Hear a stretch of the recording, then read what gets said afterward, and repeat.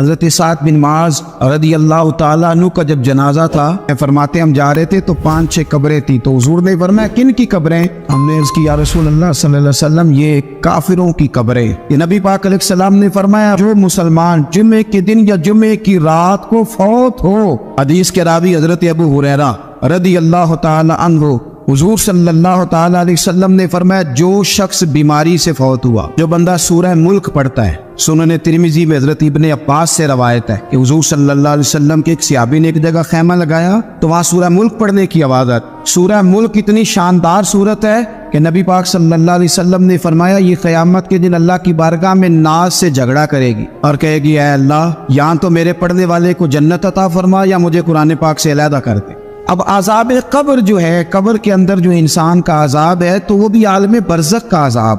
میرے رسول کریم صلی اللہ تعالیٰ علیہ وسلم نے کچھ چیزوں سے پناہ مانگی ہے، خود حضور نے، رسول کریم علیہ السلام نے پناہ مانگی۔ حضور فرمانے لگے اے اللہ مجھے کنجوسی سے، بخیلی سے پناہ عطا فرما، اور حضور نے باقاعدہ پناہ مانگی ہے کہ اے اللہ مجھے ارذل العمر ہونے سے پناہ میں رکھ، جب عمر اتنی زیادہ ہو جائے کہ وجود کے حصے کام کرنا چھوڑ جائے، اس سے پناہ مانگی۔ اور خود میرے نبی پاک علیہ السلام نے قبر کے عذاب سے پناہ مانگی۔ یہ تعلیم امت کے لیے کہ تم بھی پناہ مانگو عذاب قبر سے۔ قبر کا عذاب پر حق ہے، قبر کے لیے تیاری کر کے رکھنا، اپنی قبر کو یاد رکھنا، مر جانے کو یاد رکھنا۔ حضرت سعد بن معاذ رضی اللہ تعالیٰ عنہ کا جب جنازہ تھا تو صحابہ کرام فرماتے حضور نے نماز جنازہ کی امامت فرمائی تو قبر کے تیار ہونے میں کچھ دیر تھی، تو رسول کریم صلی اللہ علیہ وسلم زمین پر بیٹھ گئے اور ایک لکڑی سے حضور زمین کریدنے لگے۔ ہم وہ انتظار تھے کہ اللہ کے رسول صلی اللہ علیہ وسلم سر مبارک اٹھائیں، ہمیں کو نصیحت کرے،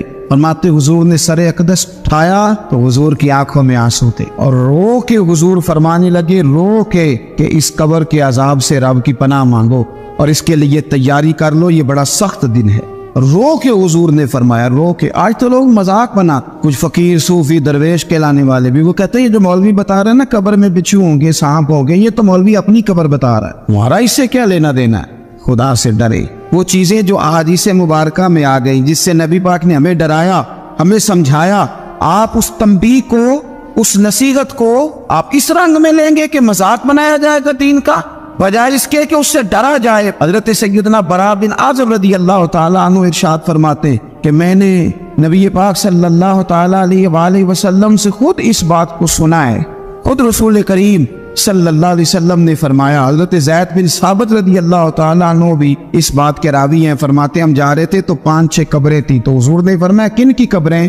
ہم نے عرض کی یا رسول اللہ صلی اللہ علیہ وسلم یہ کافروں کی قبریں۔ یہ صحیح مسلم میں حدیث موجود ہے، کفار کی قبریں۔ تو اللہ کے رسول صلی اللہ علیہ وسلم فرمانے لگے، ذرا حدیث کے لفظوں پہ غور کرنا، حضور فرمانے لگے اگر مجھے ڈر نہ ہوتا کہ تم اپنے مردوں کو دفن کرنا چھوڑ دو گے، اگر مجھے اس بات کا ڈر نہ ہوتا کہ تم اپنے لوگوں کو، مرنے والوں کو قبروں میں دفن کرنا چھوڑ دو گے، اگر یہ مجھے ڈر نہ ہوتا تو میں سناتا کہ قبر کے اندر کس طرح عذاب ہوتا ہے۔ تمہیں دنیا میں رہ کے میں سناتا، پر ڈر ہے کہ کہیں تم اپنے مرنے والوں کو قبروں میں دفن کرنا چھوڑ ہی نہ دو، اس لیے میں تمہیں یہ بات نہیں بتاتا۔ اور میرے رسول کریم صلی اللہ تعالیٰ علیہ وآلہ وسلم نے پھر ارشاد فرمایا، اپنے غلاموں کی طرف نظر فرمائی، یہ بات کہہ کے کہ اگر مجھے ڈر نہ ہوتا کہ تم دفن کرنا چھوڑ دو گے تو تمہیں میں سنا دیتا کہ قبر میں کیا عذاب ہوتا ہے۔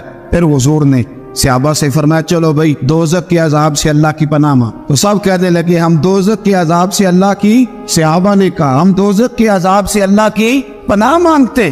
پھر نبی پاک صلی اللہ تعالیٰ علیہ وسلم نے ارشاد فرمایا تم سب کہو کہ ہم قبر کے عذاب سے اللہ کی پناہ مانگ، تو صحابہ نے کہا ہم قبر کے عذاب سے اللہ کی پناہ مانگتے ہیں۔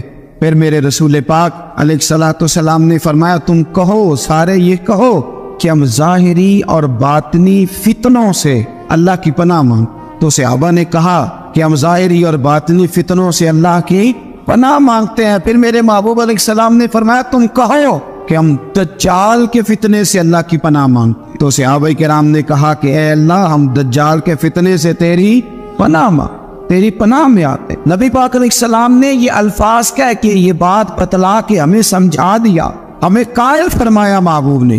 یاد رکھنا، اس بات کو اچھی طرح سمجھ لینا کہ کہ اگر مجھے ڈر نہ ہوتا کہ تم اپنے مردوں کو دفن کرنا چھوڑ دو گے تو تمہیں بتلا دیتا کہ قبر میں کتنا سخت عذاب ہوتا ہے۔ میرے عزیز، کچھ لوگ ایسے ہیں جن سے عذاب قبر ہوگا ہی نہیں۔ میرے رسول کریم صلی اللہ تعالی علیہ وسلم نے ارشاد فرمایا کہ جو اللہ کے رستے میں شہید ہو گیا، سنن نسائی میں موجود ہے، اسے عذاب قبر نہیں ہوگا، بلکہ ایک حدیث میں تو فرمایا حساب کتاب ہی نہیں ہوگا، اللہ بغیر سوال جواب کے جنت عطا فرما دے۔ کچھ لوگوں کو نا لوگوں کی بخشش پہ بھی مسئلہ ہی بنتا ہے کہ کوئی بخشا نہ جائے۔ اور ایک صاحب کہہ رہے تھے جی یہ کیا معاملہ ہے کہ جمعے کو بندہ مر گیا یا فلانا ہو گیا تو اس سے حساب کتاب نہیں ہوگا، اتنے بڑے جرم لوگوں نے اتنے پاپ، اور جمعے کو مر گیا تو بخشا جائے گا۔ تو میں نے کہا جرموں کا بھی اسے حساب اللہ لے لے گا، لیکن میاں حساب کتاب کی ڈیوٹی نہ اللہ کیا تو بہتر یہ ہے کہ اسی کے ہاتھ میں رہے، تو نہ اپنے ہاتھ میں لینے کی کوشش کر۔